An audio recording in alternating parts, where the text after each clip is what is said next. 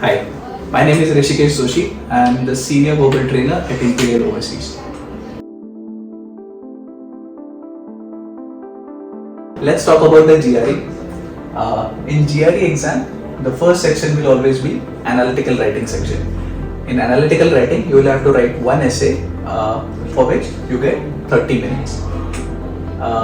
This essay will be scored out of 6 marks and you will get marks in increments of 0.5. So you can get marks such as 2, 2.5, 3, 3.5 till 6. Generally a score of 4 and above is good in analyze and issue task. In this essay, this is not a creative writing task. You will be given a topic which is kind of like a topic for debate. You can choose one side or you can partly agree or you can choose to disagree with the topic also. You need not worry which side you are taking because the examiners are trained to be unbiased and you will be given marks based on how well you justify your answer. So this will always be the first section. Next, you will either have verbal reasoning or quantitative reasoning, 2 sections in random order. So you will have 2 verbal sections or 2 quant sections randomly after your analyze and issue task.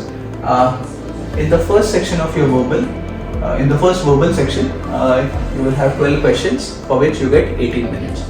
And in the second verbal section, you have 15 questions for which you get 23 minutes. The score for both verbal sections will be between 130 and 170. Same goes for quant. In the first quant section, you will have 12 questions and in the second quant section, you will have 15 questions. So total 27 questions for quant. But the timing for first quant section will be 21 minutes and the timing for second quant section will be 20 minutes. Now, the score for both quant sections combined will be between 130 and 170.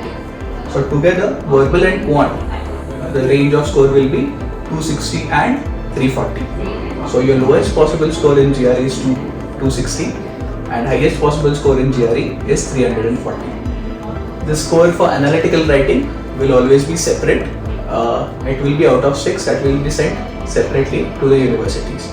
GRE is a section adaptive test, which means that your performance in the first verbal section will determine the difficulty level of your second verbal section.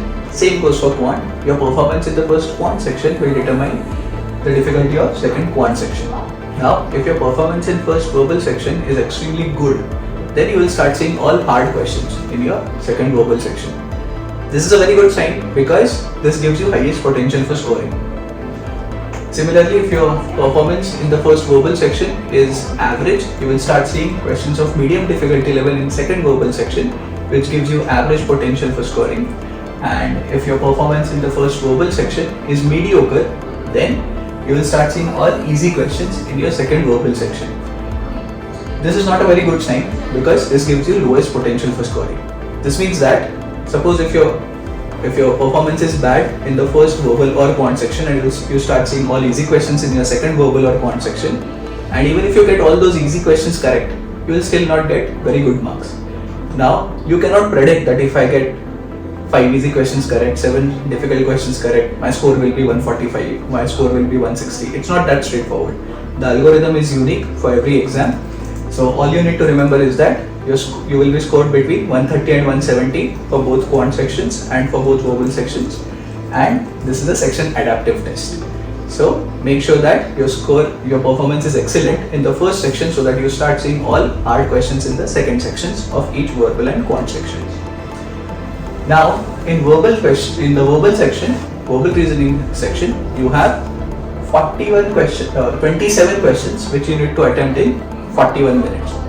There are mainly 2 types of questions. One is reading comprehension and one is sentence completion. In reading comprehension, you will see a passage and you will see a list of questions. This can be a long passage, this can be a short passage. Roughly in each verbal section, you will have 3 to 4 passages and you will have, if it is a long passage, you will have more questions on it. If it is a short passage, you will have fewer questions on it. In sentence completion, you will have sentence equivalence and text completion questions. In sentence equivalence, there is one blank and you are supposed to choose 2 correct answers. Why 2 correct answers? Because you are supposed to create 2 sentences which are equivalent in meaning. Now, if two sentences have to be equivalent in meaning, the answers that you choose should also be very similar to each other. In other words, choose a pair of synonyms as far as possible for sentence equivalence. For text completion, you have single blank, double blank and triple blank questions, where you have one correct answer for each blank. So we'll just take a look at how these questions actually look like in the GRE exam. So in sentence equivalence, you're supposed to choose two correct answers. As you can see, there is one blank, and then you can see 6 options, and if you choose the options, they will be highlighted like this. Next, we'll take a look at text completion single blank. As you can see, there is one blank. There are 5 options, and once we select, this is how the options get highlighted. And in text completion double blank, this is how you will see the options, separate options for each blank. Once you select each option, it will get highlighted like this. Same goes for triple blank. For triple blank, you will have 3 set of options for each blank, and once you select those, they will be highlighted like this. Now, most important, whether it is double blank, triple blank or sentence equivalence, all the options that you choose have to be correct. Even if one of the options is incorrect, the question is termed as wrong question.